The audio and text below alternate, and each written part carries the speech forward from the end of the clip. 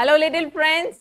Together we are once again back at your own learning platform, Learn Forward with your grammar book, the Grammar Hub by Feathercap.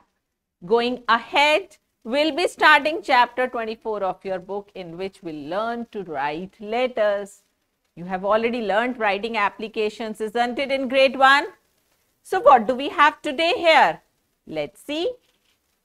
Here's an exercise for you. Underline the nouns in the following sentences. So let's read the sentences and pick out the nouns there.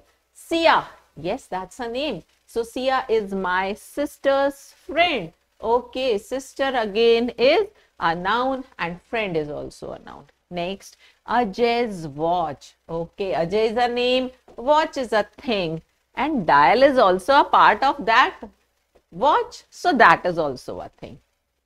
It is Viraj's birthday today. So birthday is another occasion, just like we have the names of festivals. Birthday is an occasion for you. It's a festival for all of us. So that is also a noun. The giraffe, yes, an animal. Neck, yes, name of a part of body.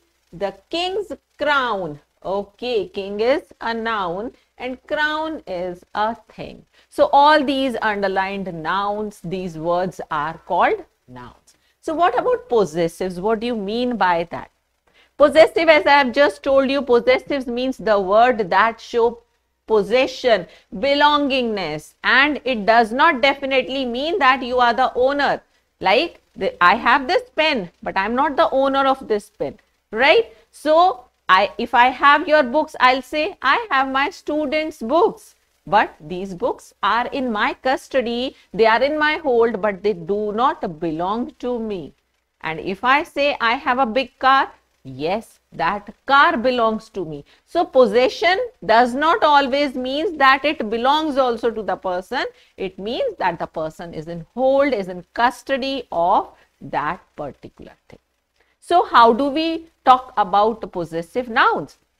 When we have to tell that something belongs to some noun, some person, then we use the possessive form of nouns and we must know how to write them. For example, if I want to say the tail of the dog, that means using the possessives, I'll make this short, compact and beautiful by saying I am talking about the dog's tail. Can you see? I have not written D-O-G-S in continuation because this is the plural form of your singular noun dog, right? This is different. What is the difference? Can you see? Yes, very good. Here I have not put a small comma which is here between the dog and the S we are writing here. So this comma which is slightly raised, see, I am not putting comma like this in flow. It is also at a raised part. This comma is called apostrophe. What is this called? This is called apostrophe, and we write it not below. This is a comma. We write it a little higher, right? A raised one, that is apostrophe, which shows belongingness. So here, whose tail am I talking about? I am talking about the tail of the dog. So I'll say the dog's tail, right? Now, the ice cream of Susie. So Susie is having an ice cream that belongs to her, that is in her hand now. So she is eating that. So the ice cream of Susie means the Susie's. Whose ice cream? Susie. From there you get the first word. Whose ice cream? Susie's. So you, with this word, you will write apostrophe S. And then you write what thing are you talking about. So the first way to put out is to put the question whose. And the word that gives you the answer will come in the beginning now. Okay, let's take another example. I say books of my brother. Now, what is the question that I will put, children? I will say, what am I talking about? I am talking about the books. But my question will be, whose books am I talking about? My brother. So I will start for the possessive noun, for the apostrophe, I'll start with this word, my brother. And with this, I will put an apostrophe and an S. Now, what thing am I talking about? That belongs to my brother, books. Then I will write that thing and you get your phrase, your expression, my brother's books. Understood? I hope it is clear to you. Good. Now, what you need to remember here is there are a few rules that you have to learn for using this apostrophe. We have done nouns and some nouns end in S, like it can be any name. It can be like I say Vikas. So that noun has S at the end, isn't it? But if I say boy, do you have S at the end? No. So when we talk about the singular noun, the noun sometimes has S at the end, but sometimes it does not have S at the end. Now, what rule you have to follow? If already there is an S at the end, you will just put an apostrophe to show possession. And if the noun does not have an S at the end, then you will put an apostrophe and S. Should I repeat? Okay. Now, first of all, we will see whether the noun has S at the end or it does not have. Right? Leave even singular plural aside. Just see whether your noun for which you are showing the belongingness, for which you are getting the answer to the question whose, that word, does it have S at the end? Yes, then you put only apostrophe. Doesn't it have apostrophe at the end? Then you put apostrophe S. I hope it's clear now. Same you will see for plural nouns. In plural nouns also, sometimes the plural form already has S at the end. For example, I say babies. Now, it already has S at the end. But if I write the plural of child, what is the plural of child? Good, it is children. What is the plural of man? Yes, it is men. What is the plural of woman? Good, it is women. So, all these are plural, but they do not have S at the end. So, with the plural also, you will follow the same rule. S at the end, put only apostrophe. No S at the end, put apostrophe and S also. So, we'll say children's, men's, women's, whatever you want to add. We can say clothes. All of them need them.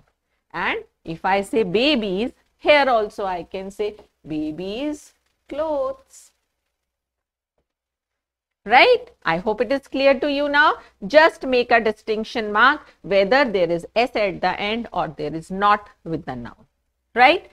No S means you add apostrophe S, and if there is S at the end, just put apostrophe. We will not repeat S there. Is that clear? Can we move ahead? Okay, here's an exercise. Rewrite each group of words using an apostrophe with an S. The son of Mr. Smith. Yes, the first question is, whose son are you talking about? You are talking about the son of Mr. Smith. So, we'll start with this. Mr. Smith's. Here you will put apostrophe S because there is H, not S at the end. And what are you talking about? His son. So, we'll say Mr. Smith's son. The hats of the clowns. Whose hats? The clowns. Will start from here. The clowns. It is plural with S at the end. So, what are you going to put?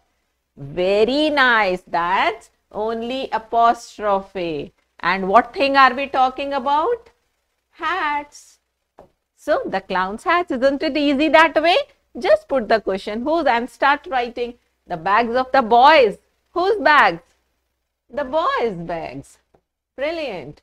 So, what are you going to put here? Good, because there is S, you will put only apostrophe bags. Next, the books of the children. Whose books? The children. Do you have S at the end here? No. And what we are following, we are just starting with the answer to the question whose. Whose? The children's. And with this, we are putting apostrophe form. The children's books. I hope it's really very easy for you now to transform. The cycle of my brother. Whose cycle? My brother's. I'm going to start with that answer to whose. My brother's cycle. It's done. Right? Next, put apostrophe in these sentences. Apostrophe is missing. You just have to find where to put it. Ria is my sister's friend. So, the friend of my sister. It should be an apostrophe here. It is Rohan's birthday. Whose birthday? Rohan's. So, here whose? That's why you must put apostrophe. Did you find grandma's spectacles? Again, whose spectacles? Grandma's. So it should be an apostrophe here because it is giving an answer to whose. Next, Daniel's shoes are too big. Again, put the same question. Wonderful. That's whose shoes? Daniel's shoes. So it will be apostrophe here. Rosie's watch has a round dial. Whose watch? Rosie's. So it will be an apostrophe here. Isn't that easy? Good. So can we move ahead and let's recall what we have done? We have learned that apostrophe is a small comma which is written a little raised from your normal level of writing. It's not like at the level of comma. It is a raised one and it is used to show possession, belongingness, and it gives an answer to whose. Remember this always. And then we learned if the noun already has S at the end, we just use apostrophe to show possession, and if it does not have S at the end, we use apostrophe S to show possession using this form. So, it's time to practice now. Let's see how much you have learned from this session. Complete the sentences by choosing the words from this help box. Children, father, mother, sister, brother. So many things, so many words or relations are given here. My mother's dash is my grandmother. So my mother's, who is my grandmother? Mother's mother. Yes. So that means the mother of my mother. My mother's dash is my grandfather. Yes, her father is your grandfather. Very good. My father's dash is my aunt. So who is your aunt? Your father's sister. Good. So this is another relation. My aunt's dash are my cousins. Your aunts, who are your cousins? Her children. So do we have? Yes. Her children. That means my aunt's children are my cousins. My mother's dash is my uncle. So who is your uncle? He is your mother's brother. Good. So this comes here. And we are done. I hope now you know the possessive forms very well and it was easy for you using the question. Perfect. Using the word, question word, whose, and whatever word gives answer to whose, you will start your phrase with that noun and use apostrophe or apostrophe S as needed. So we'll be looking forward for more sessions in grammar. Hope you are having a good time learning grammar with Minnie. See you in next series. Till then, happy learning.